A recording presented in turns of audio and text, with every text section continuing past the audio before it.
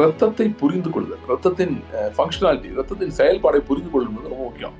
ரத்தத்தினுடைய கடந்த கால செயல்பாடுகள் மட்டும் தெரிஞ்சுட்டு இன்னைக்கு என்ன ரத்தம் பண்ணுதுன்றது தெரியலன்னா, நாம் ஒரு சடங்கு ரத்தத்தை இயேசு கிறிஸ்து ரத்தத்தை தெரிந்து சடங்கை பின்பற்றுகிறவர்கள் போல ஆகிடும். சோ இயேசு கிறிஸ்து ரத்தத்தினுடைய முதல் வேலைன்னா பாவங்களை நிவர்த்தி செய்கிற வேலை.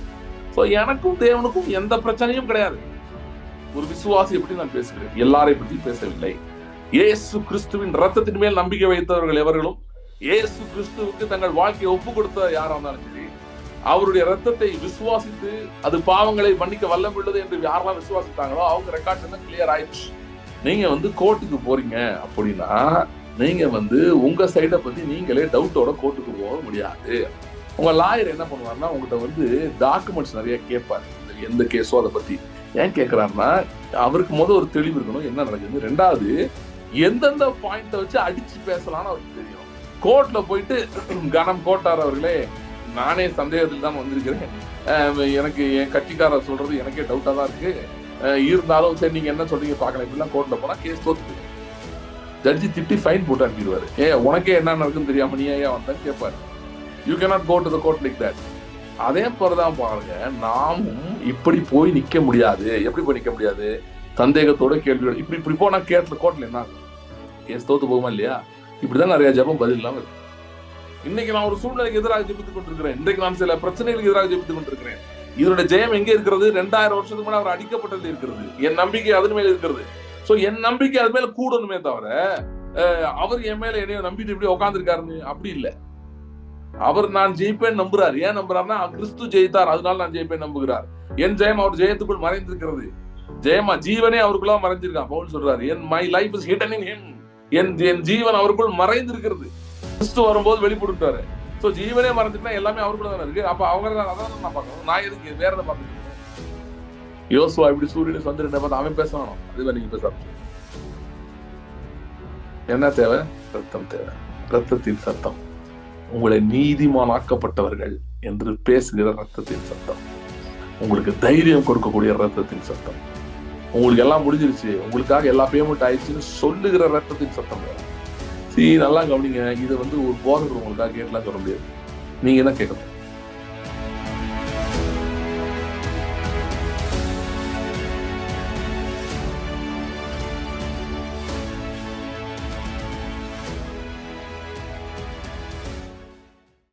ஸ்தோத்திரம் ஆண்டவரே, தேங்க்யூ லார்ட்.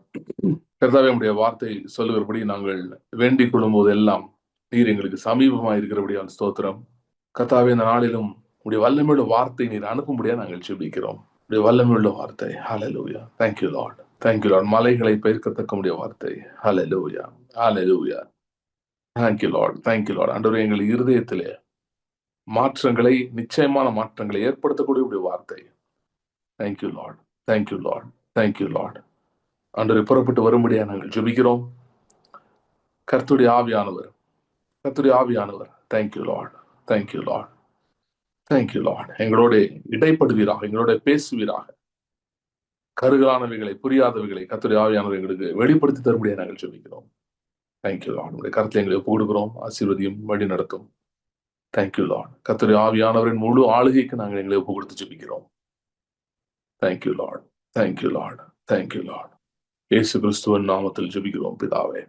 சோ இன்றைக்கு நாம் கர்த்தருடைய வார்த்தைக்கு செல்லலாம். கர்த்தருடைய வார்த்தைக்கு செல்றதுக்கு முன்பாக இப்ப சமீபத்துல தமிழ்நாட்டுல நடந்த எலெக்ஷன்ஸ் பத்தி சில காரியங்கள் எனக்கு கொஞ்சம் நாளைக்கு முன்னாடி ஆண்டவர் செல்லது என்கிட்ட பேசியிருந்தாரு.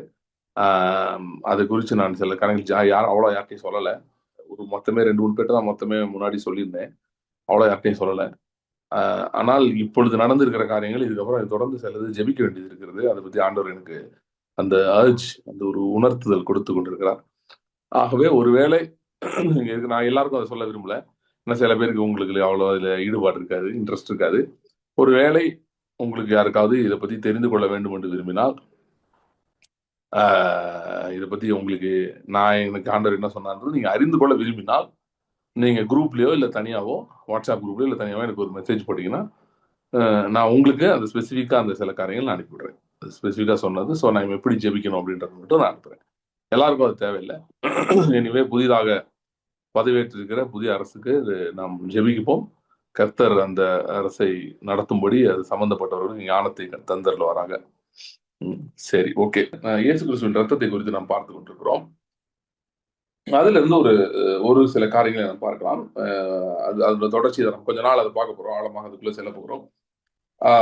2 பகுதிகள் நான் முதலாவது வாசிக்கிறேன். வாசித்து விட்டு நாம் கர்த்தருடைய வார்த்தைக்கு செல்லலாம்.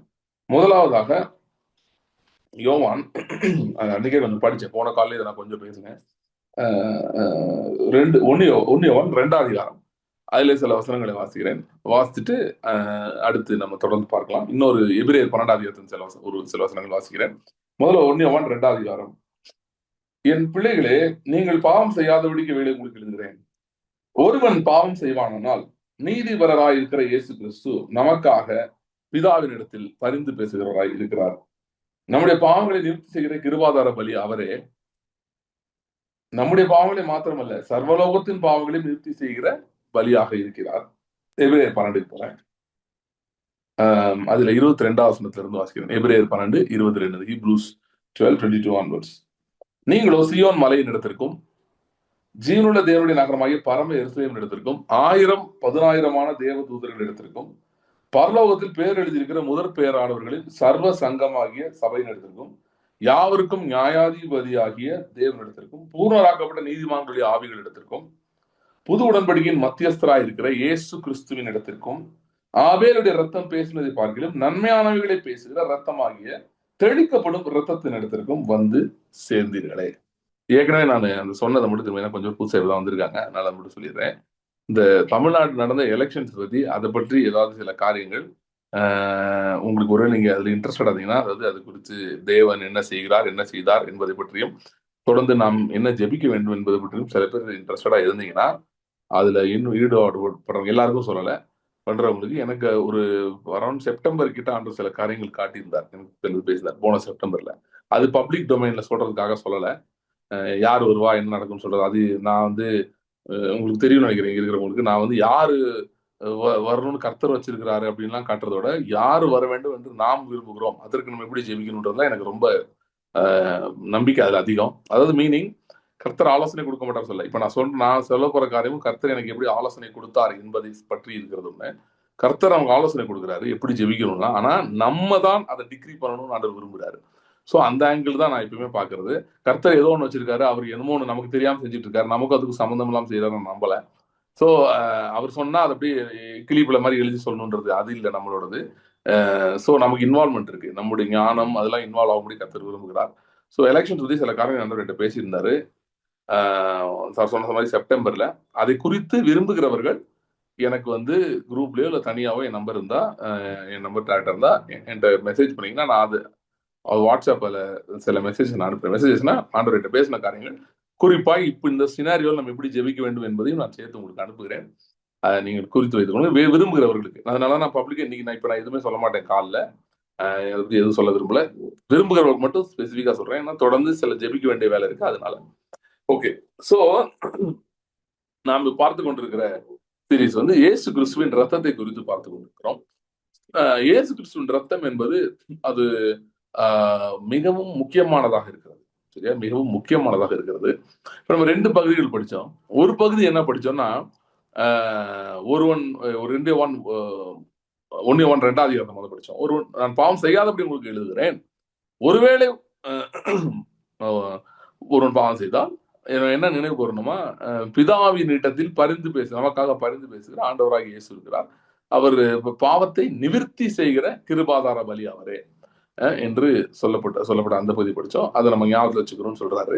2வது என்ன படிச்சோம் அப்படின்னு சொன்னா, நம்ம எங்க வந்து சேர்ந்துருக்கிறோம், நீங்களோ சீயோன் மலையின் இடத்திற்கும் ஜீவனுள்ள தேவன் இடத்திற்கும் பூர்ணராக்கப்பட்ட நீதிமானுடைய ஆவியின் இடத்திற்கும் 1000-10,000 தேவதூதர் இடத்திற்கும் புதிய உடன்படிக்கையின் மத்தியஸ்தராக இயேசு கிறிஸ்துவின் இடத்திற்கும் ஆபேலின் ரத்தம் பேசினது சர்வ பூமியின் நியாயாதிபதியாக தேவன் இடத்திற்கும் ஆபேலின் ரத்தம் பேசினதை பார்க்கிலும் நன்மையானவைகளை பேசுகிற தெளிக்கப்படும் ரத்தமாகிய கிறிஸ்துவின் ரத்தத்தின் இடத்திற்கும் வந்து சேர்ந்தீர்களே. சரியா? சோ இந்த 2 பகுதிகள் நான் 2 வசனங்கள் படிச்சேன்.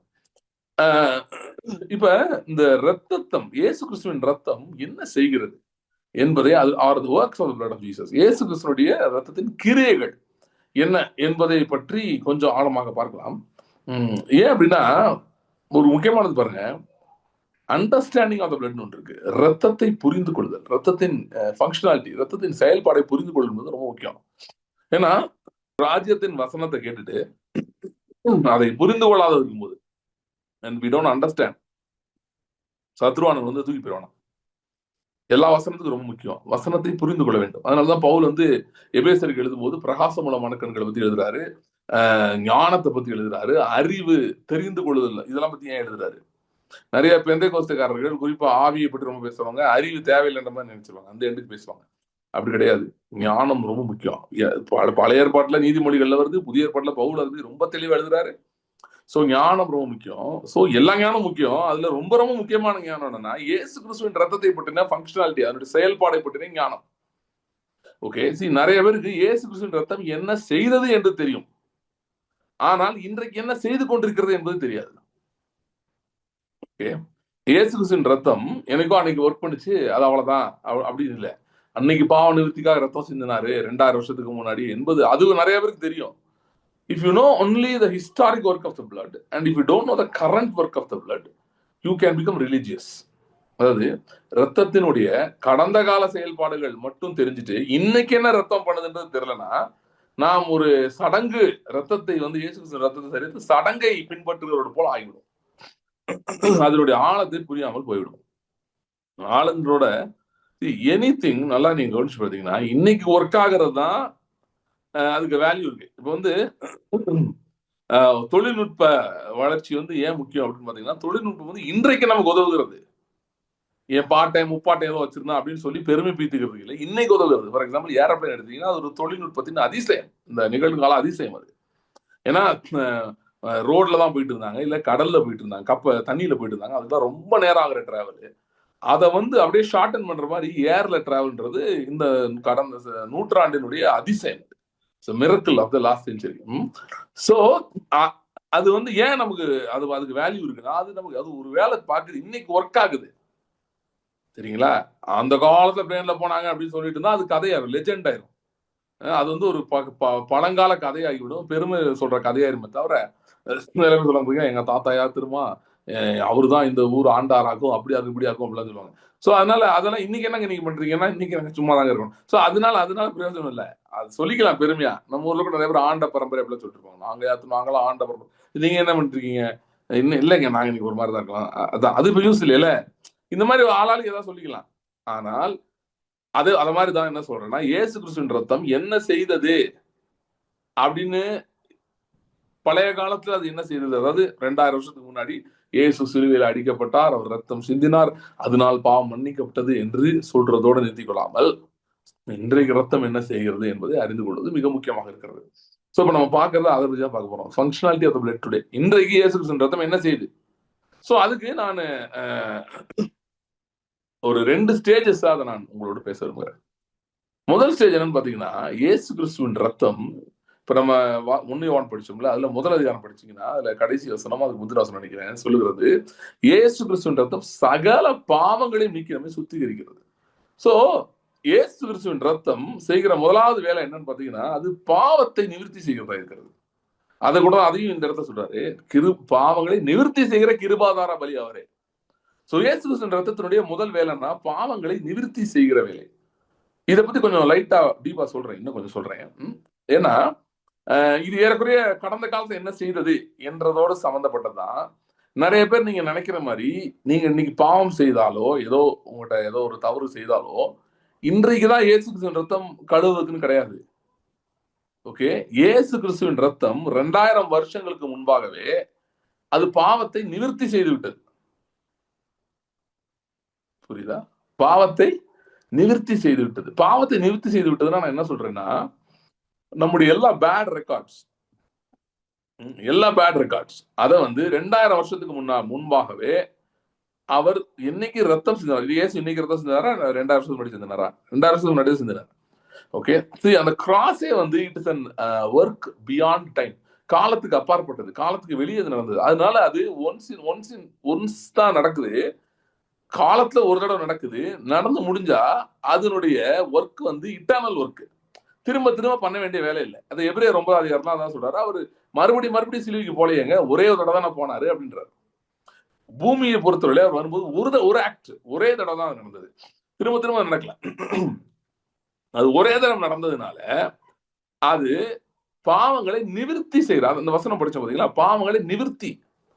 தானியேல் நான் முன்னாடி எடுத்து பேசிருக்கேன். தானியேல் 9 அதிகாரத்துல அவன் அழுது புலம்பி பாவ மன்னிப்புக்கு ஜெபிக்கும் போது கர்த்தர் சொல்றாரு, தூதன் அனுப்பிட்டு பேசுறாரு. அவன் சொல்றான், மேசியாவையும் அனுப்புறதுக்கும் ஒர்க்கை முடிக்கிறதுக்கும் 70 வாரங்கள் நியமிக்கப்பட்டிருக்கிறது அப்படின்னு சொல்லிட்டு அந்த ஒர்க் என்னன்னு சொல்றான், பாவங்களை தொலைக்கிறதுக்கும் அக்கிரமத்தை நிவிர்த்தி செய்கிறதுக்கும்.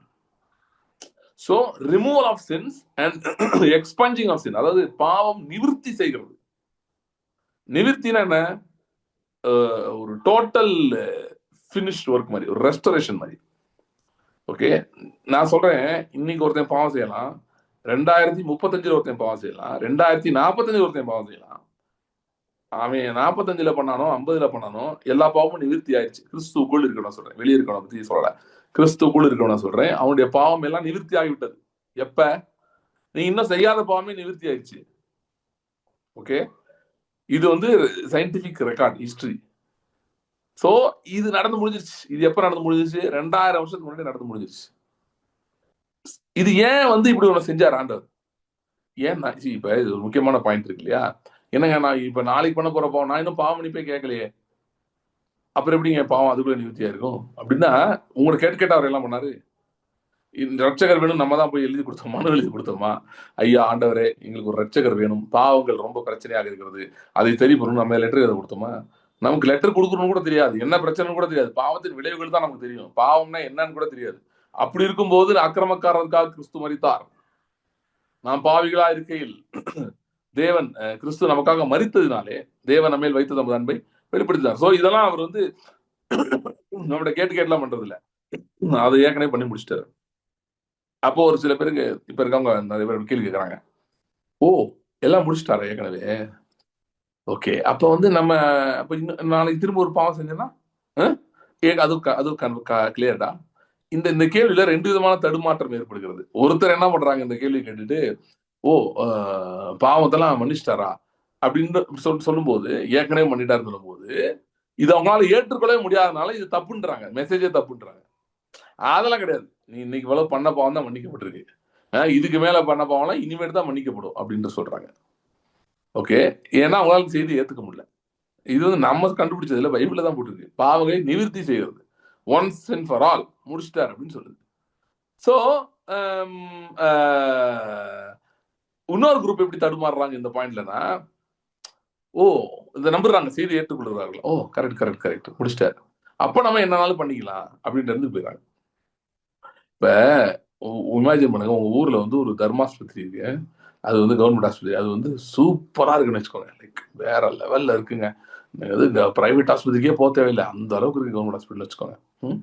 கவர்மெண்ட் ஹாஸ்பிட்டல் நமக்கு தெரியும் எல்லாமே ஃப்ரீ, ஓகே, லஞ்சம் ஏதாச்சும் எல்லாரும் வாங்குவாங்களா இருக்கும், மற்றபடி ஃப்ரீ. அப்படி இருக்கும்போது ஒருத்தன் கையை உடைச்சிட்டான்னா ஃப்ரீயா கட்டுப்போட்டு கொடுப்பாங்களா இல்லையா? கட்டுப்போட்டு கொடுப்பாங்க. ஃப்ரீயா கட்டுப்போட்டு கொடுக்குறாங்கன்றதுக்காக திரும்ப திரும்ப எவனாவது போய் கையை உடைப்பானா? உடைக்க மாட்டான். ஏன்னா கையை உடைக்கிறன்றது அது ஒரு நார்மல் இல்ல, அது ஏதோ தெரியாம நடக்கிறது, விரும்பி செய்யறது இல்ல, புரியுதா? That's not normal, that's not the norm. Rule and exception இங்கிலீஷ்ல சொல்லுவாங்க. ரூல் தான் நடக்கிறது, எக்ஸப்ஷன் தான் எதிர்பாராத விதமா நடக்கிறது, நடக்கக்கூடாத ஒன்று திடீர்னு நடந்து விடுகிறது, அது பொதுவான இது கிடையாது. அதே மாதிரிதான் பாவம்ன்றது அதான் அதனால எழுதுறாரு, ஒருவன் பாவம் செய்யாதபடிக்கு எழுதுகிறேன், ஒருவேளை பாவம் செய்தால் பிதாவினிடத்தில் பரிந்து பேசுகிறார், கிருபாதார பலி அவரே, நிவிர்த்தி செய்கிற கிருபாதார பலி அவரே என்றாரு. சோ இப்ப என்னன்னா, ஏன் பாவம் செய்யக்கூடாதுன்னா, உங்க ரெக்கார்டு கிளியர் ஆயிடுச்சு, அது இப்ப பிரச்சனை கிடையாது. ஆனா நீங்க பாவம் செய்யும் போது என்னெல்லாம் நடக்கலாம்னு சொல்றேன். நீங்க திரும்ப திரும்ப பாவம் செய்யும் போது, இல்லைன்னா அதான் மன்னிச்சிட்டாருன்னு சொல்லிட்டு செய்யும் போது, இங்க பிரச்சனையே ஆண்டவருக்கும் நமக்கு பிரச்சனையே இல்லை, அது நல்லா புரிஞ்சுக்கணும். அவர் என்னைக்கோ நீங்க கேட்கறதுக்கு முன்னாடி நிவர்த்தி பண்ணி முடிச்சிட்டாரு. இன்னைக்கு நான் பேச போற மையமே அதுதான். பிரச்சனையே நமக்கும் ஆண்டவருக்கும் நடுவுல பிரச்சனை கிடையாது, இருந்தது நமக்கே தெரியாது, என்ன பிரச்சனைன்னு தெரியாது, தேவனுக்கு நம்ம சத்துருவானோ எப்படி ஆனோம்னே தெரியாது. ஆதாம் சாப்பிட்டது எப்படி நான் சத்துருவாங்க முடியும்? ஆமா ஆயிட்டேன், அதுதான் என் நிலைமை. அதை புரிந்த தேவன், அறிந்த தேவன், சர்வஞானி அவர், சகலத்துக்கும் தீர்வை பிரச்சனைகள் வருவதற்கு முன்பாக கண்டுபிடிக்கிறவர் அவர். அவர் என்ன பண்ணிட்டாருன்னா, உலக தோற்றத்துக்கு முன்னே தேவ ஆட்டுக்குட்டியானவரை அவர் நியமித்து அவரை மறிக்கும்படி இந்த திட்டத்தெல்லாம் உருவாக்கி இந்த பிளான் பண்ணி வச்சு உலக தோற்றத்துக்கு முன்னே என்னை நீதிமானாக்கி விட்டார். என்னுடைய அக்கிரமங்கள் ரெக்கார்ட்ஸ் எவ்ரிதிங் ஹஸ் பீன் எக்ஸ்பஞ்ச், எல்லாமே கிளியர் ஆயிடுச்சு. சோ எனக்கும் தேவனுக்கும் எந்த பிரச்சனையும் கிடையாது. ஒரு விசுவாசி எப்படி நான் பேசுகிறேன், எல்லாரை பத்தி பேசவில்லை. இயேசு கிறிஸ்துவின் ரத்தத்தின் மேல் நம்பிக்கை வைத்தவர்கள் எவர்களும், இயேசு கிறிஸ்துவுக்கு தங்கள் வாழ்க்கையை ஒப்பு கொடுத்த யாரா இருந்தாலும் சரி, அவருடைய ரத்தத்தை விசுவாசித்து அது பாவங்களை மன்னிக்க வல்லம் உள்ளது என்று யாரெல்லாம் விசுவாசித்தாங்களோ அவங்க ரெக்கார்ட்ஸ் எல்லாம் கிளியர் ஆயிடுச்சு. No problem. சோ நமக்கு ஆண்டவருக்கு பிரச்சனை இல்லை. இப்ப ரிப்பீட்டட் பாவம் செய்யும்போது என்ன பிரச்சனைனா, நீங்க பாவமே செய்யாம இருந்தாலே ஒருத்தன் இருக்கான், அவன் வேலை என்னன்னா குற்றம் சுமத்துறது. பாவமே செய்யலாம் குற்றம் சுமப்பான். என்ன சொல்லுவான், நீ ஒழுங்கா படிக்கல அதான் இப்படி இருக்கேன்னுவான். படிக்கல, அது அது பயங்கரமா சொல்லுவான். அவன் நம்மன்னே பேசுவான். நம்ம ஒண்ணும் படிக்கல அதான் இப்படி இருக்கும். சுகர் வந்துருச்சா சொல்லுவான், ஒழுங்கா இருக்கணும், உங்க சாப்பிட்டே நல்லா நல்லா அது இதுன்னு தின்னுட்டு இருந்தேல அதான் வந்துருச்சு. எக்ஸசைஸ் பண்ணியா, வாக்கிங்காவது போயிருக்கல, போனியா போல, அதான் வந்துருச்சு. ஏதோ ஒரு தோல்வி ஏதாவது வந்தா ஏதாவது காரணம் தெரியும். ஸோ இப்படி குற்றம் சுமத்துற ஒருத்தர் இருக்கான். ஐ மீன் நீங்க தப்பே செய்யலன்னு நினைக்கும் போதே உங்களை வந்து குற்றம் சுமத்த ரெடியா இருக்க ஒருத்தனுக்கு தோசை கல்ல கையில கொடுத்து மண்டையில அடின்னு சொல்லலாமா? அதுக்காக தான் பாவம் செய்யக்கூடாது. ஏன்னா நிறைய காரணங்கள் இருக்கு ஏன் செய்யக்கூடாதுன்னு. அது நம்முடைய நேச்சர் கிடையாது, அப்படி இப்படி நிறைய சொல்லலாம். அது இப்ப எங்க ஃபோக்கஸ் இல்லை. என் ஃபோக்கஸ் ஒரு குறிப்பிட்ட திசையில போகுது, அதனால அது சொல்றேன். ஏன் பாவம் செய்யக்கூடாதுன்னா, பிசாசு நம்மளை அக்யூஸ் பண்ண ரெடியா நின்றுட்டான். ஓகே, அவனுக்கு வேலையே தான். அதனால அவன் முன்னாடி நம்ம வந்து தேவையில்லாம இருக்கிற, அதாவது அவன் ஏற்கனவே வச்ச அக்யூசேஷன்ஸே நம்ம டீல் பண்ணிட்டு இருக்கோம். அப்படி இருக்கும்போது புதுசா ஒரு தோசைகளை கொடுத்து அடி கொடுக்க கூடாது. ஓகே, சோ அதனால வந்து இது ஒன்னாவது ரீசன் நான் சொன்னேன். இது மட்டுமே ரீசன் இல்லை, நிறைய ரீசன் இருக்கு. அதனால பாவம் செய்யக்கூடாது. ஆனா ஏன் வந்து இப்படி ஒரு ட்ரூத்தை போல்ட் ஆண்டர் செஞ்சு வைக்கணும்? ஏன் அந்த ட்ரூத் செஞ்சு, என்ன ட்ரூத்து? பாவங்களை நிவர்த்தி செய்து ஏன் வைக்கணும்? ஏன் அதை செஞ்சு வைக்கணும்? சோ நமக்கு என்னன்னாலும் இருக்கலாம், இந்த நமக்கு இருக்க வேலை, நம்ம இருக்க ஒர்க்ல ஒன்னே நமக்கு எதா இருக்கக்கூடாது. அது என்னன்னா, எக்காரணத்தை கொண்டும் நாம் கண்டம்டா குற்றம் சாட்டப்பட்டவர்களாக இருக்க கூடாது. அது இருந்தா தேவனுக்கு வேலை ஆகாது இந்த பூமியிலே. நீங்கள் குற்ற மனசாட்சியையும் குற்ற உணர்வையும் எந்த காரியத்தை பற்றியும் ஒரு ஆக்கினை தீர்ப்பையும் உங்கள் இருதயத்திலே சுமந்தவர்களாய், இதுக்கு நான் தான் காரணம், என்னாலதான் இப்படி ஆயிடுச்சு, நான் பண்ண தவறுதான், நான் இப்படி செஞ்சிருக்க கூடாது, இப்படிப்பட்ட சுய காண்டம்னேஷன், சுய என்ன சொல்றது, ஆக்கினை தீர்ப்பு, உங்க மேல நீங்களே குற்றம் சுமத்தி கொள்ளுதல் இல்ல அப்படிப்பட்ட தண்டனைகளை ஏற்றுக்கொள்ளுதல், அப்படிப்பட்ட வேர்டிக்ஸை ஏற்றுக்கொள்ளுதல், இப்படி நீங்க இருக்கும்போது வேலைக்கு ஆகாது. ஓகே, சரி, ஐம் டெல்லிங் யூ சம்திங். ஒரு நியூ கிரியேஷனா நீங்க வந்து ஹையரா நினைச்சா கூட எரர் பண்ண வாய்ப்பு ரொம்ப கம்மி. ஆனா லோவரா நினைச்சீங்கன்னா எரர் பண்றீங்க. சரியா? ஹையரா நினைச்சா கூட எரர் பண்ண வாய்ப்பு கம்மி, ஆனா லோவரா நினைச்சா எரர் பண்றீங்க. ஏன் ஏன் அப்படி? ஏன் அப்படின்னா, நமக்கு ஒரு வேலை இருக்கிறது பூமியில. அது என்ன வேலை என்று சொன்னால், நாம் சத்ருவை பார்த்து எதிர்த்து பேச வேண்டிய வேலை இருக்கிறது. என்ன வேலை இருக்கு? சத்ருவை பார்த்து எதிர்த்து பேச வேண்டிய வேலை. That is our job. வேலை என்ன? சத்ருவை பத்தி எதிர்த்து பேசணும். ஏன் எதிர்த்து பேசணும்? ஏன் எதிர்த்து பேசணும்னா, தேவனுடைய காரியங்கள், தேவனுடையவைகள், தேவனுடைய பொருள்கள், இல்ல தேவனுடைய உடைமைகள், அவைகளை அவன் எடுத்து வைத்திருக்கிறது மட்டுமல்ல, அவைகளுக்கு சொந்தம் பாராட்டி கொண்டிருக்கிறான். திருடி காரியங்களை வைத்துக் கொண்டு அவைகளுக்கு சொந்தம் பாராட்டி கொண்டிருக்கிறான். அவைகளை மீட்க வேண்டிய மிகப்பெரிய வேலையும் பொறுப்பும் நமக்கு இருக்கிறது. நீங்க வந்து கோர்ட்டுக்கு போறீங்க அப்படின்னா, நீங்க வந்து உங்க சைடை பத்தி நீங்களே டவுட்டோட கோர்ட்டுக்கு போக முடியாது. உங்க லாயர் என்ன பண்ணுவாருன்னா, உங்ககிட்ட வந்து டாக்குமெண்ட்ஸ் நிறைய கேட்பாரு, இந்த எந்த கேஸோ அதை பத்தி. ஏன் கேட்கிறாருன்னா, அவருக்கு ஒரு தெளிவு இருக்கணும் என்ன நடக்குதுன்னு. ரெண்டாவது, எந்தெந்த பாயிண்ட வச்சு அடிச்சு பேசலாம்னு அவருக்கு தெரியும். கோர்ட்ல போயிட்டு, கனம் கோட்டார் அவர்களே, நானே சந்தேகத்தில் தான் வந்திருக்கிறேன், எனக்கு என் கட்சிக்காரர் சொல்றது எனக்கே டவுட்டா தான் இருக்கு, இருந்தாலும் சரி நீங்க என்ன சொல்றீங்க பாக்கலாம், இப்படிலாம் கோர்ட்ல போனா கேஸ் தோத்து போயிடும். ஜட்ஜி திட்டி ஃபைன் போட்டு அனுப்பிடுவாரு. உனக்கே என்ன நடக்குன்னு தெரியாம நீ ஏன் வந்தேன்னு கேட்பாரு. You cannot go to the court like that. அதே போலதான் பாருங்க, நாமும் இப்படி போய் நிக்க முடியாது. எப்படி போய் நிக்க முடியாது? சந்தேகத்தோட கேள்வியோட இப்படி இப்படி போனா கோர்ட்ல என்ன ஆகும்? கேஸ் தோத்து போகுமா இல்லையா? இப்படிதான் நிறைய ஜபம் பதில் இல்லாம இருக்கு. ஏன்னா நமக்குள்ளே உறுதியே இல்லை எதை பத்தியுமே. நடக்குமா நடக்காதா, கொடுப்பாரா கொடுக்க மாட்டாரா? ஏன்னா பிசாசு என்ன சொல்றான், அவன் வந்து சொல்லி வைக்கிறான், இதெல்லாம் உனக்கு கிடையாது, நீ எல்லாம் ஒரு ஆளா, நீ என்ன என்ன படிச்சிருக்க நீ, சரி படிச்ச, ஒழுங்கா வேலை பார்த்தியா, வேலை பார்க்கல, உங்கள்கிட்ட இருக்க எல்லா குறைகளையும் அற்புதமா எடுத்து காட்டுவான் உங்களுக்கு. வேதம் அவனை பற்றி சொல்லுகிறது ஆச்சரியமா இருக்கு பாருங்க. வெளிப்படுத்தல் 12ஆம் அதிகாரத்துல பிசாசை பற்றி வசனம் சொல்லுது, சகோதரர் மேல் இரவு பகலும் குற்றம் சுமத்தி கொண்டிருந்தது. இப்படி யாரும் பண்ண முடியாது. நம்ம ஊர்களில் இருக்கிற எதிர்கட்சி தலைவர்கள் கூட அவ்வளவு ஆளுங்கட்சிகள் மேல அவ்வளவு ஸ்ட்ராங்கா குற்றம் சுமத்த முடியாது. அதோட அதிகமா குற்றம் சுமத்திட்டு இருக்கானா. 24 மணி நேரம் குறை சொல்லிட்டே இருக்கானா. இதான் வேலையா. 24 மணி நேரம் குறை சொல்லிட்டே இருக்கானா. அது நிறைய பேர் அதை புரிந்து கொள்வதில்லை. இன்னைக்கு நான் அதுதான் அங்கதான் போயிட்டு இருக்கேன். பிசாசானவன் தேவன் முன்பாக போய் குறை சொல்றான்னா, நிறைய பேர் என்ன நினைக்கிறாங்கன்னா, ஆண்டவருக்கு நம்ம மேல டவுட் வந்துரும் போலன்னு. எவ்வளவு காமெடியா இருக்கு. ஆண்டவருக்கு நம்ம மேல டவுட் வந்தா முதல் அவருக்கு அறிவு இல்லைன்னு அர்த்தம். அவர் அறிவு இல்லாம இருப்பாரா? வாய்ப்பே இல்ல. ஆண்டவருக்கு நம்ம மேல டவுட்டே வராது. அவருக்கு டவுட்டே இல்லை, என்னைக்குமே இல்லை. அதனாலதான் ரத்தம் சிந்தினாரு. சரியா? நமக்கு குறைவா தான் இருந்தோம். நம்ம ஒன்னத்துக்கு லாய்க்கலாம் தான் இருந்தோம். பாவத்தின் பிடியிலும் ஆதாமின் சபிக்கப்பட்ட சந்ததியிலும் தான் இருந்தோம். ஒன்னத்துக்குமே லாய்க்கில்லாதவர்களா இருந்தோம்.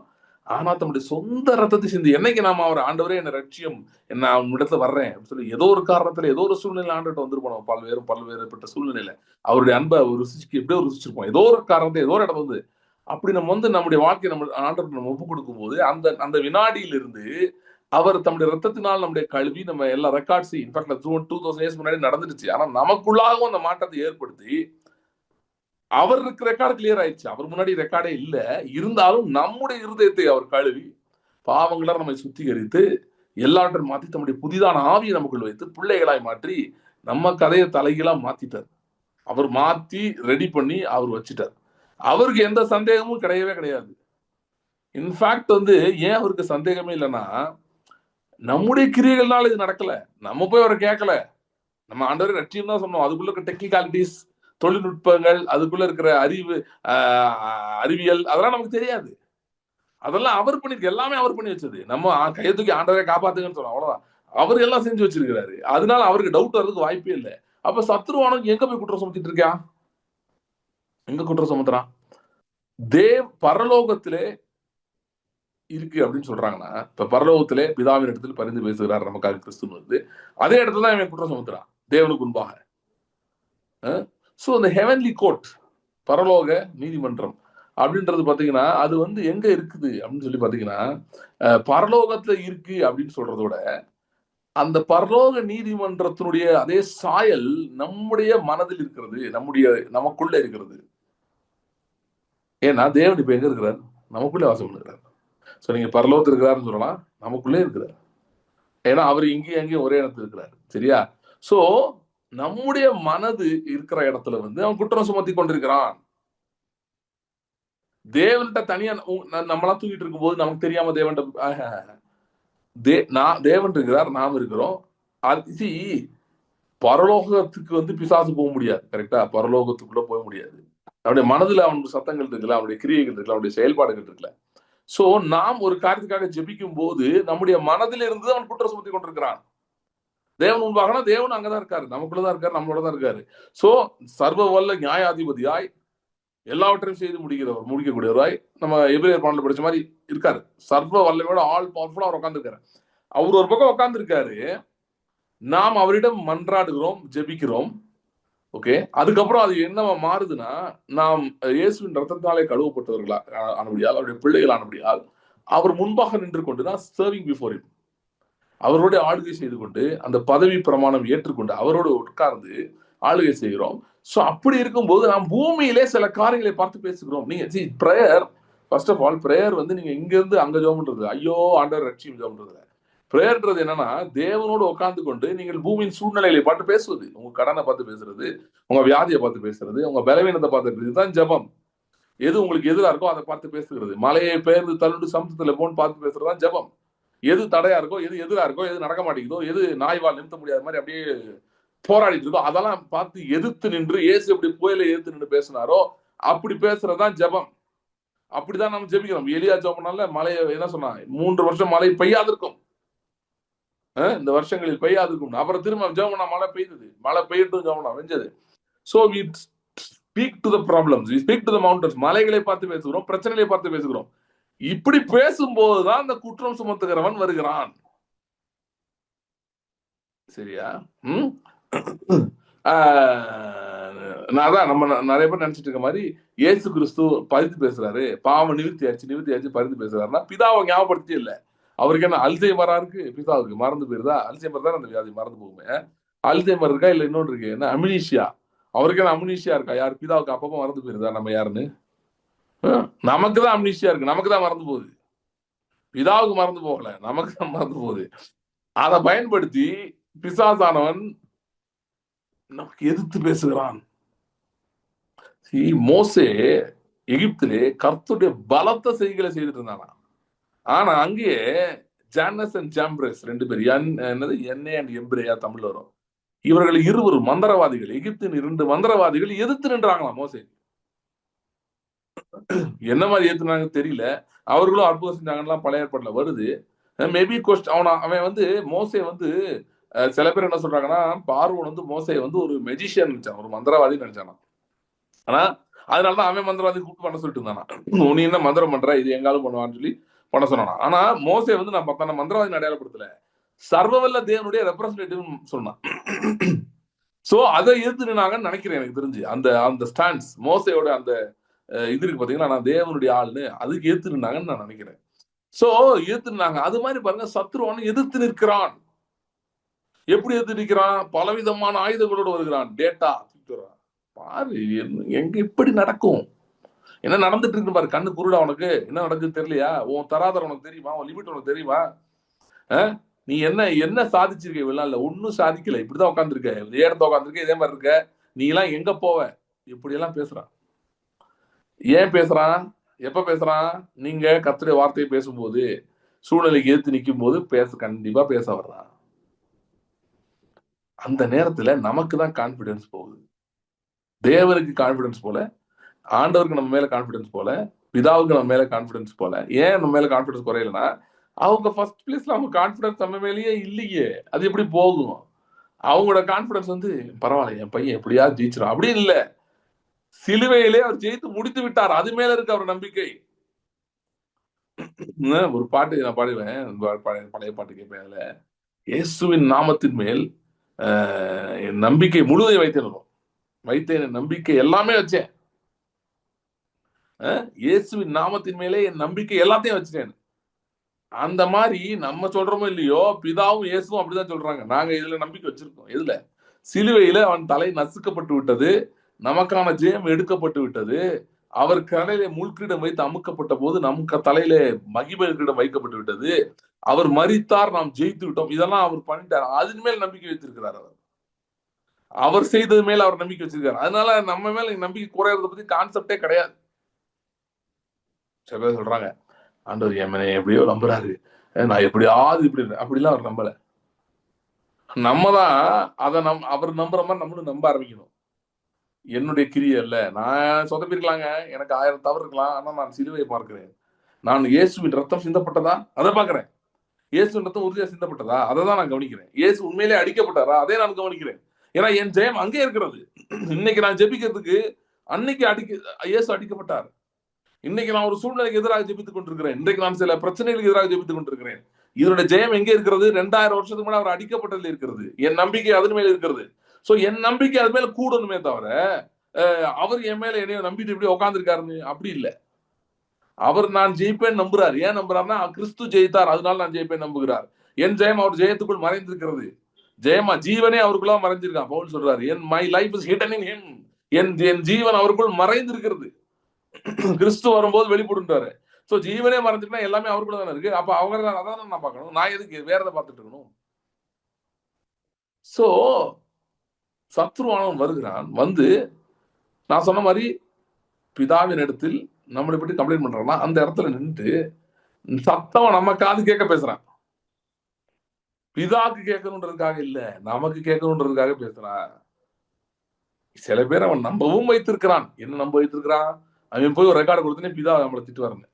சில பேர் அம்மா அப்பா இந்த பசங்க வந்து ஸ்கூல்ல நடக்கிறது சொல்ல மாட்டாங்க. ஃபெயில் ஆயிருப்பான் ஏதாவது பேப்பர்ல, இந்த எக்ஸாம்ஸ்ல, இந்த மிட் டேர்ம் அதுல தானே சொல்ல மாட்டான். அப்புறம் டீச்சர் கூப்பிட்டுட்டு கொடுத்துருவாங்க.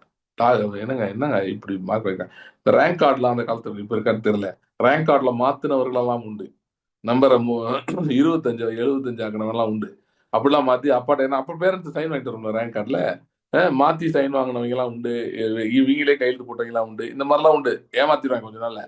அப்புறம் ஒன் ஃப்ரெண்டு டீச்சர் கூப்பிட்டு எங்கேயோ ரோட்லயோ மார்க்கெட்லயோ பார்த்து பேசணுடனே வண்டவாளம் தண்டவாளம் ஏறிவிடும். சோ சொல்லி முடிச்சோடனே அன்னைக்கு இருக்கு, அடி விடும் வீட்டுல, கேள்விகள் கேட்கப்படும், விசாரணை கமிஷன் வைக்கப்படும். இந்த மாதிரிலாம் இருக்கும். நிறைய பேர் இப்படிதான் வஞ்சிச்சு வச்சிருவான். எதுக்கு வந்து வஞ்சிச்சு வச்சிருக்கான்னா, தப்பு செஞ்சுட்டேல செய்ன்னு தூண்டுவான். செஞ்சு முடிச்சோடனே ரெக்கார்டை தூக்கிட்டு போய் கொடுத்துறேன் பிதா வந்து உன்னை கேள்வி கேட்க போறாரு, இந்த கதையை ஓட்டி கொண்டிருக்கிறான். இப்படி எல்லாம் இருக்கிறதுனாலதான் இந்த வசனம் எழுதியிருக்கு. என்ன எழுதியிருக்கு? பிதாவின் இடத்தில் நமக்காக பரிந்து பேசுகிறவராக இருக்கிறார். சோ இயேசு கிறிஸ்துவின் ரத்தம் அன்னைக்கு என்ன செய்தது? 2000 வருஷத்துக்கு முன்னாடி பாவத்தை எல்லாம் கழுவுனது. அதோட நிக்கல. மறுபடியும் மறுபடியும் மறுபடியும் அந்த ரத்தம் பேசுகிறது. என்ன பேசுதுன்னா, பாவங்கள் நிவர்த்தி செய்யப்பட்டு விட்டது. Record is clean, record is clean, record is clean. இயேசு கிறிஸ்து he lives ever to make intercession for us வருது. அதாவது நமக்காக பரிந்து பேசும்படி, நமக்காகவே பேசும்படி நித்தியமாய் அவர் இருக்கிறாராம். திரும்ப திரும்ப ரிப்பீட் பண்ணிட்டு இருப்ப. சேனைகள் கர்த்தர் பரிசுத்தர் பரிசுத்தர் பரிசுத்தர் சொல்றாங்கல்ல, திரும்ப திரும்ப ஓயாமல் சொல்றாங்க. அந்த மாதிரி இயேசு கிறிஸ்து ஓயாமல் பேசிட்டே இருக்காரு. பிரதான ஆசாரியர் உட்கார்ந்து என்ன பேசிட்டு இருக்காரு? பாவங்கள் நிவர்த்தி செய்யப்பட்டது, பாவங்கள் நிவர்த்தி செய்யப்பட்டது. ஐயோ நான் இன்னைக்கு தானே செஞ்சேன். இல்ல, நிவர்த்தி செய்யப்பட்டது. ரத்தத்தினால அது கழுவப்பட்டு விட்டது, அவைகள் நிவர்த்தி செய்யப்பட்டு விட்டது. Record is clean, record is clean, record is clean அப்படின்னு பேசிட்டு இருக்காரு. ஏன் பேசுறாரு? பிசாசு கேட்கணுன்றதுக்காக இல்ல, அவனுக்கும் தெரியும் ரெக்கார்டு கிளியர் ஆயிடுச்சுன்னு. நமக்கு கேட்கணுன்றதுக்காக பேசிட்டு இருக்காரு. நீ நல்லா கவனிச்சு பாத்தீங்கன்னா, பிசாசும் நமக்காக தான் பேசுறான், இயேசுவும் நமக்காக தான் பேசுறாரு. பிசாசும் நமக்காக தான் பேசுறான், இயேசு கிறிஸ்துவின் ரத்தமும் நமக்காக தான் பேசுறாரு. கேள்வி என்னன்னா, நீங்க எவ்வளவு பாவம் செஞ்சிருக்கீங்கன்றது இல்ல. இல்லைன்னா இது பாவத்துக்கு மட்டும் அப்ளை ஆகிறது இல்லைங்க. நான் தெளிவா சொல்றேன், எல்லாத்துக்கும் அப்ளை ஆகுது. ஒரு வீடு வாங்கணும்னு நினைக்கிறீங்க, காசு எவ்வளவு வேணும்? ஒரு ரொம்பலாம் இல்லைங்க, ஒரு ரொம்ப குறைச்ச அமௌண்ட் வச்சுப்போம். ஒரு 10 லட்சத்துக்கு வீடு, 10 லட்சத்துக்கு வீடு நீங்க வாங்க முடியுமான்னு தெரியாது. எங்கேயோ ஒரு எக்ஸாம்பிளுக்கு சொல்றேன், 10 லட்சம் வாங்கணும்னு வைங்க. அப்ப குற்றம் சுமத்துகிறவன் வர்றான். எப்படி வர்றான்? அவன் எல்லாத்தையும் வருவான், எதுக்கு எடுத்தாலும் வருவான். எதுக்கு இந்த இப்ப தமிழ்நாட்டுல 3 நாள் இந்த பதவியேற்பு டிலே ஆயிட்டு இருந்துச்சுல, கவர்னர் லேட் பண்றாரு. அப்போ ஒரு பிஜேபி காரர் சொல்லிட்டு இருந்தாரு, ஏங்க எதுக்கு எடுத்தாலும் எங்களே சொல்றாங்க, நேத்து மழை பெஞ்சதுக்கும் நாங்க தான் காரணம்ன்றவாங்க. அது மாதிரி பாருங்க, பிசாசு அப்படி கூட சொல்லுவான். எதுக்கு எடுத்தாலும் வந்து நம்ம தான் தப்பு, உன் மேல தப்பு, உன் மேல தப்புன்னு சொல்லுவான், கண்டிப்பா சொல்லுவான். அப்ப 10 லட்சம் வீடு வேணும், நீங்க ஜெபம் பண்றீங்க, எங்க ஒரு வந்துடும் குற்றம் சுமத்துக்கிறோம். மினிமம் மட்டும் சொல்றேன், சின்ன மட்டும் சொல்றேன். 10 லட்சத்துக்கு நான் சொன்ன மாதிரி வீடு வாங்க முடியுமான்னு எனக்கு தெரியல, பட் இருந்தாலும் சொல்றேன். உங்ககிட்ட அந்த காசு இல்ல, ஸோ நீங்க ஜெபிக்கிறீங்க, வருவான். உனக்கு எங்க இருந்து வரும்? என்ன தைரியத்தை நீ ஜெபம் பண்ற? ஒரு அதாவது என்னன்னு பாத்தீங்கன்னா, குற்றம் சுமத்துறது மட்டும் இல்லைங்க, அவமானப்படுத்துகிறவனாக இருக்கிறான். அவமானத்தை கொண்டு வருவான். நீங்க ஜெபம் பண்ணும்போது சில நேரம்லாம் அப்படியே கொண்டு வருவான். கொண்டு வந்து அதெல்லாம் நிறைய பேர் இருப்பாங்க, கிறிஸ்தவர்கள் வந்து ரொம்ப பரிதாபமா இருக்காங்க, அவங்களுக்கு தெரியவே தெரியாது அவன் அவமானப்படுத்துறான்னா. ரொம்ப ரியலா இருக்கும், ரொம்ப ரியலா இருக்கும். அதனால வந்து ஜெபத்தை நிறுத்தி விடுவார்கள், நிறுத்திடுவாங்க. இது அப்படி ஒரு குற்றம் சுமத்துனா ஒரு அவமானப்படுத்துற மாதிரி இருக்கும். நீலாம் யார்? நீ உனக்கு என்ன இருக்கு? என்ன இப்படிலாம் ஜெபம் பண்ற? சரி, ஜெபம் பண்ண நடக்கலையில, அப்ப என்ன அர்த்தம்? ஆண்டவர் உனக்கு கொடுக்க விருப்பம் இல்லை. உனக்கு எப்படி கொடுப்பாரு? எதுக்காக உனக்கு கொடுக்கணும்? எதுக்காக உனக்கு கொடுக்கணும்? நீ என்ன அப்படி கிழிச்சிட்டன்னு உனக்கு கொடுக்கணும்? நீ என்ன ஒழுங்கா இருக்கியா எல்லாத்துலயும்? எவ்வளவு தப்பு இருக்குன்னு எடுத்து காட்டான். இப்படி எல்லாம் பேசுவான். நான் பேச பார்த்தீங்கன்னா ரொம்ப ரியலா இருக்குல்ல, ரிங் ஆகுதுல்ல. என்ன அப்படிதான் பேசுறேன், எல்லாத்தையும் இப்படிதான் பேசிட்டு இருக்கான். அது 24 மணி நேரம் இந்த கொசு காதுல மாதிரி அப்படியே தாட்ஸ், எண்ணங்கள் அப்படியே வந்து அடிச்சுக்கிட்டு இருக்கும். என்ன பண்ண போறேன், என்ன பண்ண போறேன்? அண்ட் இதெல்லாம் சில பேர் பாத்தீங்கன்னா தொடர்ந்து இந்த சிறையிருப்பில் இருந்து விட்டார்கள் வருஷ கணக்கா. இது நாம அவங்களுக்கு நார்மல். இது ஒரு வித்தியாசமே தெரியாது. அப்படிதானே இருக்கு, அதான ரியாலிட்டி அப்படி இருக்கிறாங்க. இப்படிப்பட்ட நேரத்திலே இயேசு கிறிஸ்துவின் ரத்தம் இன்றைக்கு பேசிக் கொண்டிருக்கிறது. 10 லட்சம் வீடு இல்லையா, வாங்க காசு இல்லையா, இயேசு கிறிஸ்து ரத்தம் என்ன பேசுது தெரியுமா? பெய்டுன்னு பேசும். It's been paid, it's been paid. Paid தானே, செலுத்தப்பட்டாயிற்று. இட் இஸ் ஃபினிஷ்ட் அப்படின்னு சொல்லுவோம். பே பண்ணியாச்சியா? எங்கங்க பே பண்ணீங்க? சிலுவையில பே பண்ணிருக்கு. என்னங்க சொல்றீங்க? எனக்கு இன்னைக்கு 10 லட்சம் வேணும்னா சிலுவையில் எப்படிங்க அதை பே பண்ணிருப்பாரு? ஹலோ, அவர் ரத்தத்தை சிந்தினாருங்க. யார் அவரு? ஓனரே அவர் தான். பூமியும் அது நிறைவும் உலகமும் அதில் குடிகளும் கர்த்தருடையது. சகல கர்த்தத்துவங்களும் சகல அதிகாரங்களும் எல்லாம் பணமும் வருதுல. பினான்சியல் இன்ஸ்டிடியூஷன்ஸ், ஃபைனான்சஸ் வந்து ஒரு கர்த்தத்துவம் தானே, ஒரு அது ஒரு டொமினேட் தானே. சகல கர்த்தத்துவங்களும் சகல துறைத்தனங்களும் அதிகாரங்களும் இவரையே சேவித்து இவருக்கு கீழ்பட்டிருக்க வேண்டும் என்று சகலமும் அவரிடம் ஒப்படைக்கப்பட்டதுன்னு தானியேல் 7ஆம் அதிகாரத்தில் சொல்லப்பட்டிருக்கிறது. சோ அவர் ரத்தம் சிந்தி, அவருடைய பூமி தான் மனுஷன் சொதப்பனால திரும்ப ரத்தம் சிந்தி டபுள் பேமெண்ட் ஆயிடுச்சு. இப்ப earth belongs to Christ by virtue of creation. Earth also belongs to Christ by virtue of redemption. பூமி வந்து அவர் படைத்தது நிமித்தமாய் அவருக்கு சொந்தமா இருக்கிறது. It's is property. அதே நேரத்திலே சத்ரு அதை குழப்பிட்டான். ஆதாம் அதை கண்ட்ரோல் ஆதாம்கிட்ட கொடுத்தாரு, ஆதாம் அதை சொதப்பிட்டான். அதனால மீட்பு நிமித்தமாய், பூமி மீட்கப்பட்டது நிமித்தமாய், ரத்தம் சிந்தி அதை மீட்டது நிமித்தமாய் அது அவருடையதா இருக்கிறது. So the price has been paid அப்படின்னு ரத்தம் சொல்லுகிறது. நல்லா கவனிங்க, ரொம்ப முக்கியமான ஒரு பாயிண்ட் சொல்றேன். உங்களுடைய பொருளாதார ஆசீர்வாதமோ சரீர சுகமோ ஏதோ ஒண்ணு, what ever you praying for, எதுக்காக ஜெபிக்கிறீங்களோ அது வராம இருந்ததுக்கு காரணம் தேவன் இன்னும் கொடுக்காதனால இல்ல. அவருக்கு மிகப்பெரிய விலை, இதெல்லாம் அவருக்கு ஒண்ணுமே இல்லை. அவரு ரொம்ப பெரிய அமௌண்ட் பே பண்ணியாச்சு.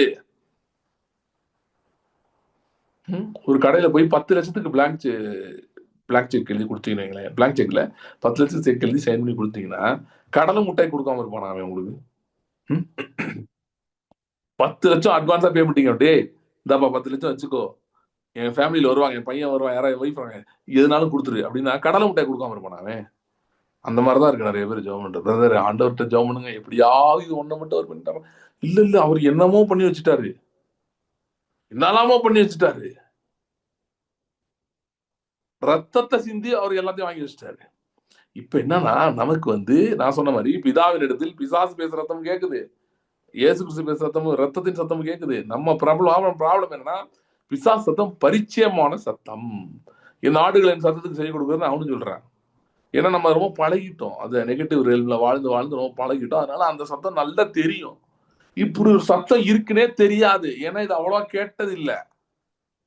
லாரி எப்படி சத்தம் போட்டு கேட்டா உங்களால ஓரளவுக்கு கெஸ் பண்ண முடியும், ஏன்னா லாரி நிறைய பார்த்துருப்பீங்க. சரியா?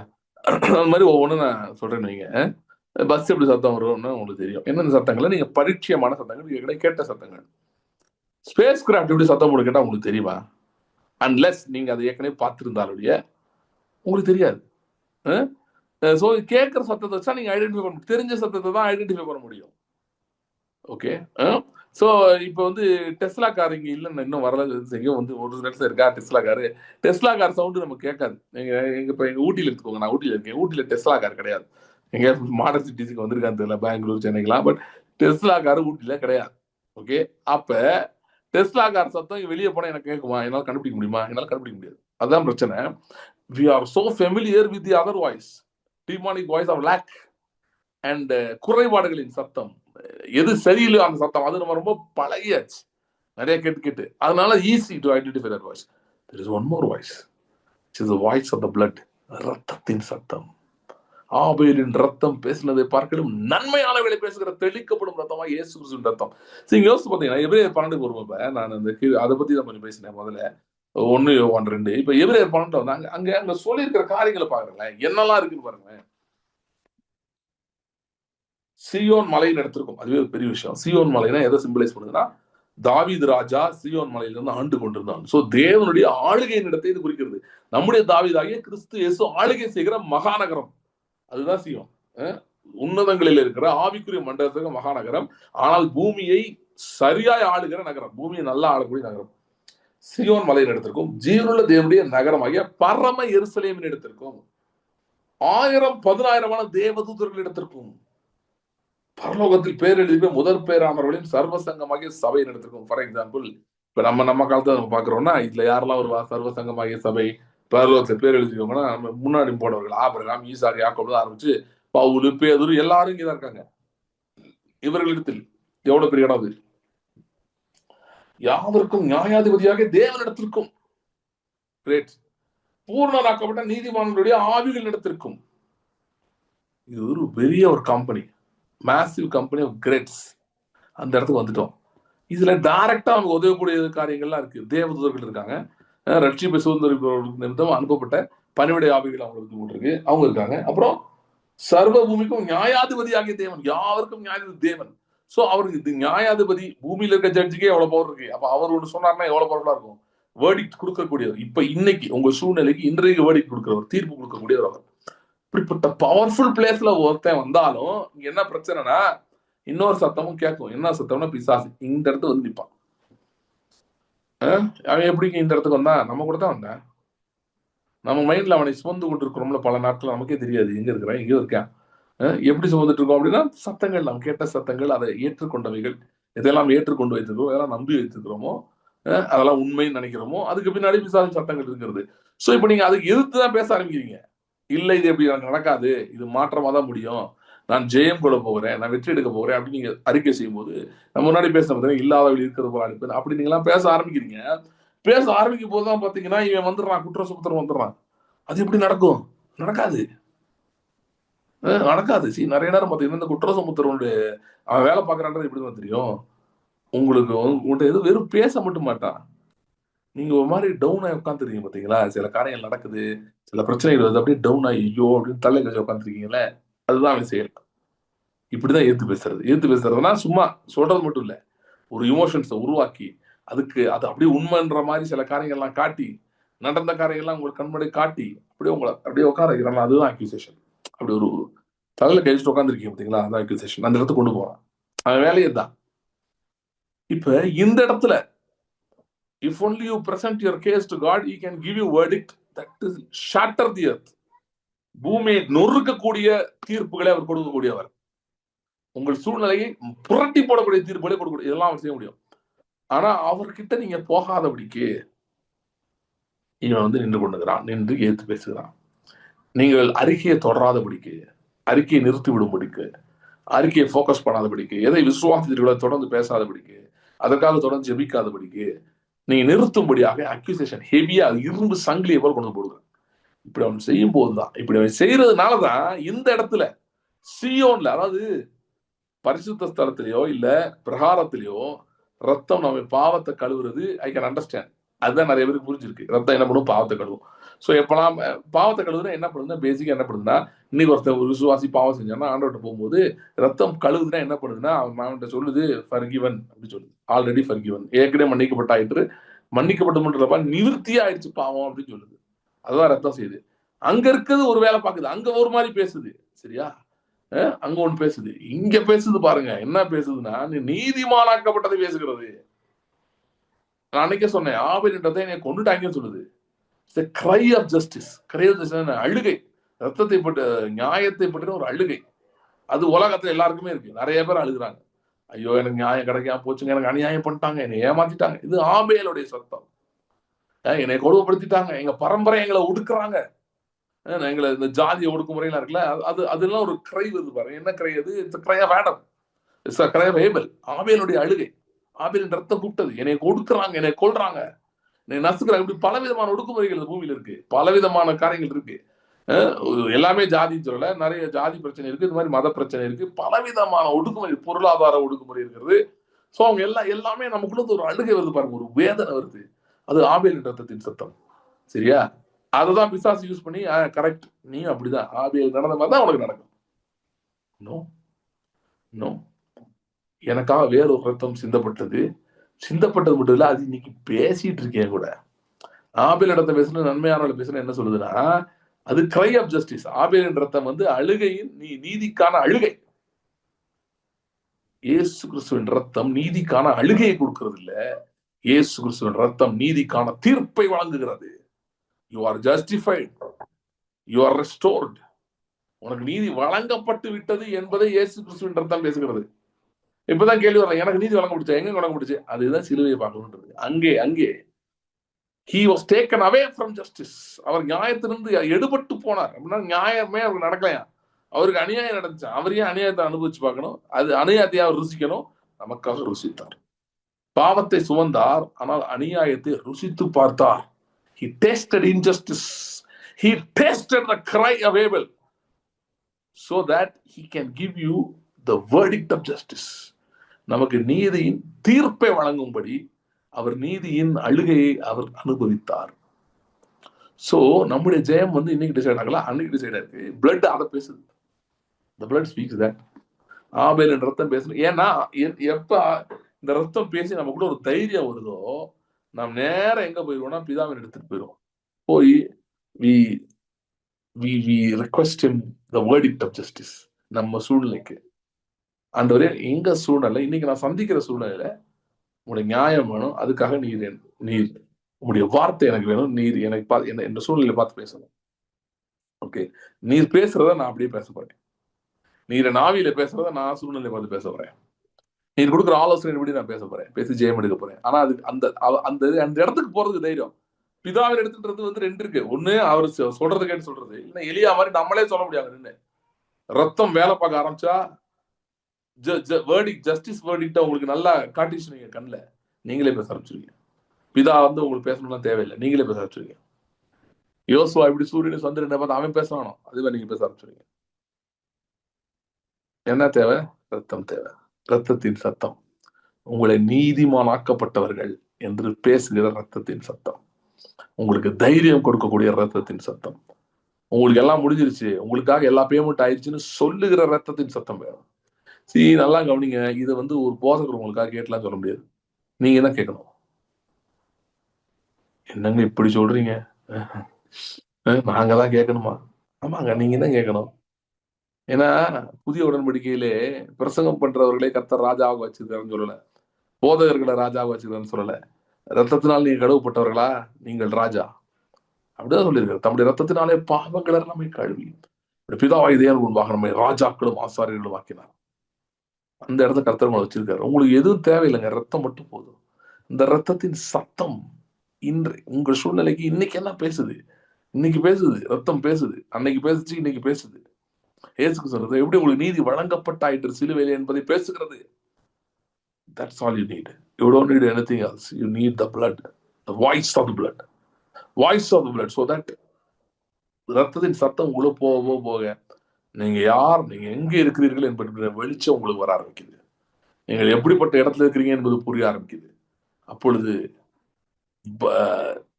பலவான் கையில் உள்ள அம்புகளை போல, வாத வயதின் புத்திரர் பலவான் கையில் உள்ள அம்புகளுக்கு ஒப்பா இருக்கிறார்கள். அவர்கள் என்ன செய்வார்கள்?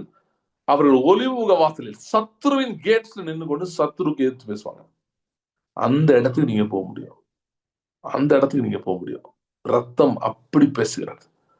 பிசாசு இடைவிடாம பேசுறான்னா ரத்தம் எப்படி பேசும்? எப்படி பேசும்? ஒரு குறிப்பிட்ட ஒரு பொலிட்டிக்கல் சூழ்நிலையை குறித்து நான் ஜெபம் பண்ணும்போது அதில் சம்பந்தப்பட்டவர்களை பற்றி நான் அப்சர்வ் பண்ணேன். அது என்னன்னா, they are like evil that never sleeps. அதாவது இரவிலும் தீவினை யோசிச்சுட்டே இருப்பாங்க போல, நைட் விடிய விடிய. கேட்டேன், ஆண்டவர் இப்படிப்பட்டவங்களுக்கு எதிராக போராட முடியாது, இரவு பகலும் நமக்கு அப்படி எனர்ஜி இல்லை, டைமும் இல்லை, இரவு பகலும் எப்படி தீமை செய்யன்னு யோசிச்சே இருக்க ஒருத்தன் விடிய விடிய யோசிக்கிறானே, இவனுக்கு எதிராக எப்படி ஆண்டவர் நம்ம ஜெயிக்கிறது அப்படின்னு போது ஆண்டவர் என்கிட்ட பேசினாரு. If he has evil that does not sleep, you have righteousness that does not sleep. நீ நீதியை வைத்திருக்கிறாய், இரவும் பகலும் தூங்காத நீதி. அந்த நீதி எப்படி சாத்தியமாகிறது? கிறிஸ்துவின் ரத்தத்தின் சத்தத்தினாலே, கிறிஸ்துவின் ரத்தத்தின் சத்தத்தினாலே. கிறிஸ்துவின் ரத்தத்தின் சத்தத்தை உள்வாங்கிய ஒருவன், அதுல ஸ்ட்ராங்கா இருக்க ஒருவன், சங்கீதம் 99 சொல்லி சொல்லுவான், சிங்கத்தின் மேலும் சிங்கத்தின் மேலும் நடந்து வலு சர்ப்பத்தையும் மிதித்து போடுவேன். trampling on the lion and the adder. பாலசிங்கத்தையும் வலு சர்ப்பத்தையும் மிதித்து போடுவேன். எப்போ சொல்லுவீங்க? ரத்தம் பேச ஆரம்பிச்சா. ஸோ ரத்தம் என்பது ஒரு சடங்கு இல்லை. ரத்தம் வந்து சடங்கு இல்லைங்க. It speaks, it's alive, it's alive. So என்ன பண்றோம்? இயேசு கிறிஸ்து ரத்தத்தை எப்படி நான் பேச வைக்கிறது? மெடிடேட் பண்ணுங்க, பேச ஆரம்பிக்கிறோம் ரத்தம் உங்களோட. ஆபேலின் ரத்தம் பேசினதை பார்க்கிலும் நன்மையானவைகளை பேசுகிற தெளிக்கப்படும் ரத்தமாகிய கிறிஸ்துவின் ரத்தம். நீங்க இதோட நிறுத்திக்கிறேன், நம்ம தொடரலாம். எனக்கு will go to the lord's table. கர்த்தருடைய பந்திக்கு நம்ம செல்லலாம். கர்த்தருடைய பந்திக்கான காரியங்களை எடுத்து கரங்களை வைத்துக் கொள்ளுங்கள். Thank you, Father. Hallelujah. Hallelujah. Thank you, Lord. Thank you, Lord. Thank you, Lord. Thank you, Lord. Hallelujah. Thank you, Lord. Thank you, Lord. Hallelujah. அண்டருடைய ரத்தத்தின் சத்தத்தை நாங்கள் கேட்கும்படி உதவி செய்வீராக. ஆபேல் ரத்தம் பேசினதிலையும் பேசினதை காட்டிலும் நன்மையானவர்களை பேசுகிற தெளிக்கப்படும் ரத்தமாகி கிறிஸ்துவின் ரத்தம். Hallelujah. தெளிக்கப்படும் ரத்தமாகி sprinkling blood, the blood of the lamb, the blood of the lamb, the blood of the lamb, the blood of the lamb. Thank you, Lord. கிறிஸ்துவின் ரத்தம், கிறிஸ்துவின் ரத்தம். Hallelujah. இந்த சத்தத்தை நாங்கள் கேட்க ஆரம்பிக்கிட்டோம். இதை கேட்டிராத விதத்திலே, இன்னும் ஆழமான விதத்திலே. Hallelujah. Hallelujah. Hallelujah. எங்கள் கவனம் முழுவதும் சிலுவையில் அடிக்கப்பட்ட கிறிஸ்து அவருடைய சரீரத்தில் சிந்தின ரத்தம் இதன் மேலே இருப்பதாக, இதன் மேலேயே இருப்பதாக. அவருடைய நாளில் உடைய சரீரத்துக்காக ரத்தத்துக்காக நாங்கள் நன்றி செலுத்துகிறோம். எங்களுக்காய் பிற்கப்பட்டவுடைய சரீரத்துக்காக நன்றி, எங்களுக்காய் சிந்தப்பட்டவுடைய ரத்தத்துக்காக நன்றி. Thank you Lord, thank you Lord, thank you Lord. அன்றைய எங்களுடைய ஜீவன், எங்களுடைய பலன், எங்களுடைய ஞானம், எங்களுடைய ஜெயம், இது எல்லாம் இந்த சரீரத்திலும் ரத்தத்துக்குள்ளும் இருக்கிறபடியால் ஸ்தோத்திரம். ஹல்லேலூயா, ஹல்லேலூயா. Thank you Lord, thank you Lord. இந்த நேரத்தில் ஆண்டவரே, நாங்கள் கையிலே உங்களுடைய சரீரத்துக்கு ரத்தத்துக்கும் அடையாளமாக எடுத்து இருக்கிறவைகளுக்காக ஜெபிக்கிறேன். கர்த்தாவே, நாங்கள் இவர்களை உட்கொள்ளும் போது உங்களுடைய ஜீவன் எங்களுக்குள் பிரவேசிக்கட்டும். எங்கள் சரீரத்திலே, எங்கள் ஊழியத்திலே, எங்கள் குடும்பத்திலே, எங்களுடைய வேலையில, எங்க தொழில, எல்லா இடத்திலும் உம்முடைய ஜீவன் கிறிஸ்துவின் ஜீவன் ஹல்லேலூயா பிரவேசிக்க முடியாது நான் ஜெபிக்கிறேன். Thank you Lord, thank you Lord, thank you Lord. எல்லாரும் கர்த்தருடைய பந்தியிலே வந்து வரலாம்.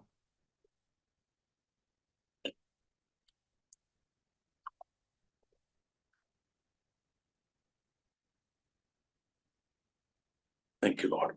இந்த நேரத்தில் குறிப்பாய் சரீர சுகவீனத்தோடு இருக்கிற ஒருக்காக ஜெபிக்கிறேன். வேதனையோடு வலிகளோடு இருக்கிறவர்களுக்காக ஜெபிக்கிறேன். இயேசு கிறிஸ்துவின் நாமத்திலே தேங்க்யூ லார்ட், தேங்க்யூ லார்ட். இயேசு கிறிஸ்துவின் நாமத்திலே தேங்க்யூ லார்ட். அப்படி ஆணைப்பாய் இந்த கரங்களை வைத்து தொடுக்கிறதுக்காக ஸ்தோத்திரம். ஆணைப்பாய் இந்த கரங்களை வைத்து அவர்களை தொடுக்கிறதுக்காக ஸ்தோத்திரம். பரிபூர்ண சுகம் உண்டாகிறபடியால் ஸ்தோத்திரம். பரிபூர்ண சுகம் உண்டாகிறபடியால் ஸ்தோத்திரம். Thank you Lord, thank you Lord. அப்படியே கரத்தை எங்களை ஒப்புடுக்கிறோம், தொடர்ந்து வழி நடத்தும். Thank you Lord. இந்த நேரத்தில் ஒரு விஷயம் கூட, இந்த பதவி ஏற்றிருக்கிற இந்த அரசாங்கத்துக்காக நாங்கள் ஜெபிக்கிறோம். அதில் இருக்கிற அதிகாரிகள், வரப்போகிற அமைச்சர்கள் ஒவ்வொருக்காகவும் ஜெபிக்கிறோம். கர்த்தாவுடைய ஞானம் ஒவ்வொருவர் மேல் வெளிப்படட்டும். எல்லாவற்றுக்கும் மேலாக இந்த நாட்களில் கூட சபை ஆளுகையும் அதிகாரத்தையும் புரிந்து கொள்ளட்டும். எங்களுக்கு கொடுத்துக்கிற வல்லமை இன்னும் பயன்படுத்தி எங்களுக்கு கற்றுத்தாரும், உதவி செய்யும். கிறிஸ்துவின் ராஜ்யத்தை எல்லா துறைகளிலும், எல்லா இடங்களிலும் நாங்கள் ஸ்தாபிக்க கொண்டு வர எங்களுக்கு உதவி செய்கிறாங்க. கிருபையின் கரத்தை எங்களுக்கு கொடுக்கிறோம். ஆசீர்வதியும். இயேசு கிறிஸ்துவின் நாமத்தில் ஜெபிக்கிறோம் பிதாவே. ஆமென், ஆமென். Thank you. Thanks for joining. See you in the next meeting. Thank you.